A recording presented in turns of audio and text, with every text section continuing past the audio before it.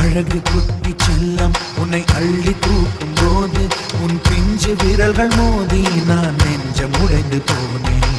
ஆளை கடத்தி போகும் உன் கண்ண குழியின் சிரிப்பில் விரும்பி மாட்டிக்கொண்டேன், நான் திரும்பி போக மாட்டேன்.